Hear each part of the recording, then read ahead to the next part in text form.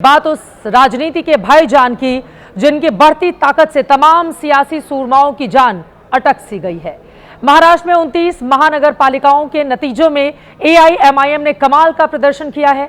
BJP के तूफान में जहां सूबे के करीब करीब हर शत्रप हवा में उड़ गए, वहीं असदुद्दीन ओवैसी की पार्टी ने अपनी सीटों के ग्राफ में 2 गुने से भी ज्यादा की बढ़ोतरी कर ली है। देश के सबसे ताजा चुनावी प्रदर्शन को पैमाना माने तो सियासत के भाईजान ओवैसी ने एक बार फिर से खुद को मुसलमानों का मसीहा साबित कर दिखाया। महाराष्ट्र निकाय चुनाव के नतीजों के आते ही उनकी पार्टी ने मिशन उत्तर प्रदेश भी लॉन्च करने का ऐलान किया है। जाहिर है ओवैसी का नया मिशन यूपी की सत्ता में वापसी के लिए पीडीएफ फॉर्मूले पर तेजी से आगे बढ़ रहे अखिलेश यादव के लिए खतरे की घंटी है।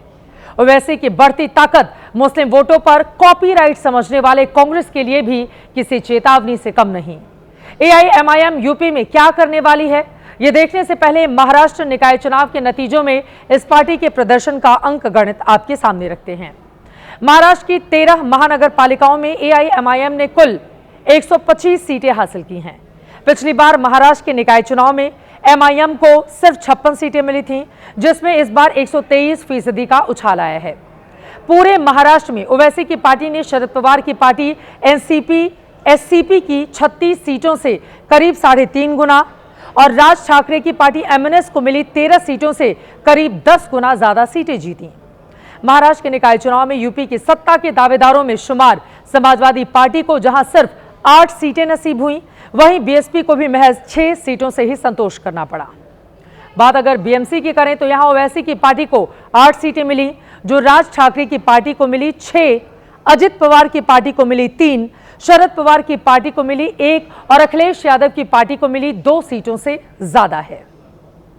यकीनन असदुद्दीन ओवैसी की पार्टी का महाराष्ट्र महानगर पालिका चुनाव में प्रदर्शन खुद को मुसलमानों का मसीहा बताने वाले नेताओं और राजनीतिक दलों के लिए बहुत बड़ा झटका है।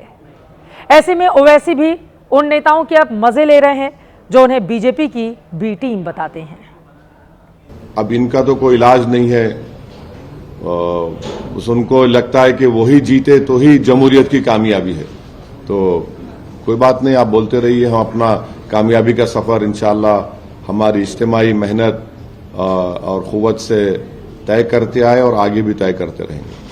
अब ये वर्डिक्ट कैसा आया, क्यों जीते ये लोग, तो ये तो अब वो पार्टीज को तय करना है जो हमको भी गाली देते। तो आवाम का फैसला है। कैसा है ना कि अंग्रेजी कहावत है, victory has many fathers, defeat has none. तो वो डिफीट क्यों हुई, वो बड़े जय्यद लोगों को बोलना पड़ेगा, मगर जहां तक वोटर लिस्ट थी, वोटर लिस्ट सही थी। एआईएमआईएम का चुनावी निशान पतंग है। अब संयोग देखिए कि मकर संक्रांति के दिन ही महाराष्ट्र में महानगर पालिकाओं के लिए मतदान हुए, जिसमें ओवैसी की पतंग ने मुस्लिम वोटों की राजनीति करने वालों की उम्मीदों की डोर बुरी तरह से काट दी। छत्रपति संभाजीनगर, जिसका पुराना नाम औरंगाबाद था, यहां ओवैसी की पार्टी को 33 सीटें मिली। छत्रपति संभाजीनगर में एआईएमआईएम ने बीजेपी के बाद सबसे ज्यादा सीटें हासिल की हैं। इसके बाद मालेगांव में 21, नांदेड़ में 14, अमरावती में 12, धुले में 10, सोलापुर में 8, मुंबई में 8, नागपुर में 6, ठाणे में 5 सीटें, अकोला में 3 सीटें, अहिल्यानगर और जालना में 2-2 और चंद्रपुर में 1 सीट एआईएमआईएम के खाते में गई है। इस तरह से ओवैसी ने महाराष्ट्र निकाय चुनाव में 125 का आंकड़ा छू लिया। इस प्रदर्शन से पार्टी का हौसला भी आसमान छू रहा है, जिसे पार्टी के नेता जताने में भी कतई गुरेज नहीं कर रहे। एआईएमआईएम के यूपी अध्यक्ष शौकत अली ने लिखा है, समाजवादी पार्टी के 37 सांसद, 111 विधायक मिलकर भी महाराष्ट्र में सूपड़ा साफ होने से नहीं बचा पाए। गोवंडी में तो सभी विराजमान थे, फिर भी इनका किला ढह गया। संकेत साफ है यूपी के लिए। ओवैसी की पार्टी के एक और नेता शादाब चौहान लिखते हैं, बिहार महाराष्ट्र फतह करने के बाद अब उत्तर प्रदेश फतह करने की बारी है। बड़ी बात यह कि एआईएमआईएम के यूपी अध्यक्ष शौकत अली इस मिशन में 7 जनवरी से पश्चिम यूपी में कारवाए इत्तेहाद का आगाज भी करने वाले हैं। इत्तेहाद का अर्थ होता है एकजुटता। यह साफ है कि यूपी में ओवैसी के सूबेदार शौकत अली मुस्लिम वोट की एकजुटता की कोशिश करेंगे।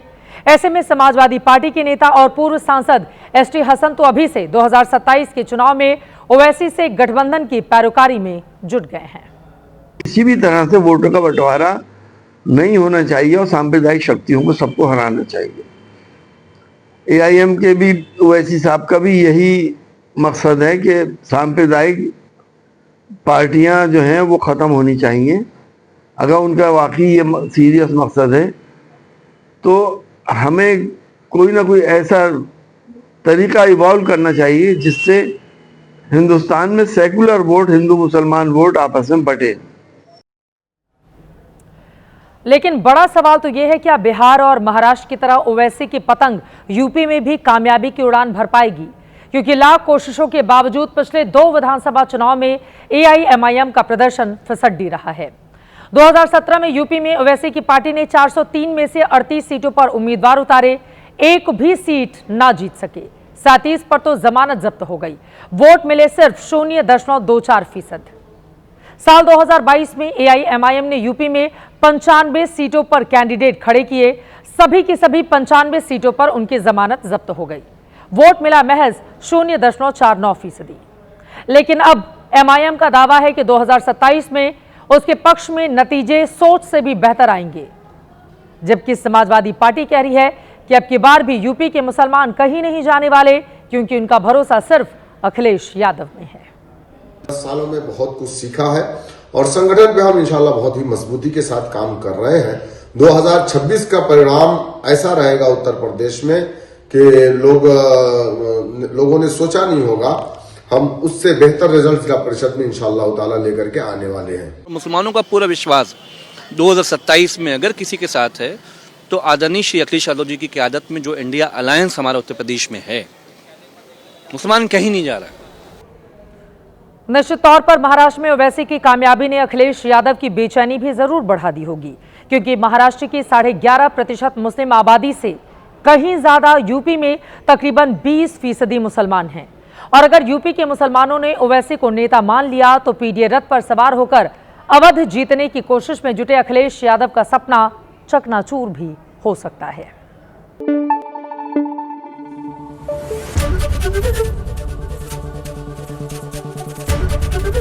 एबीपी न्यूज आपको रखे आगे।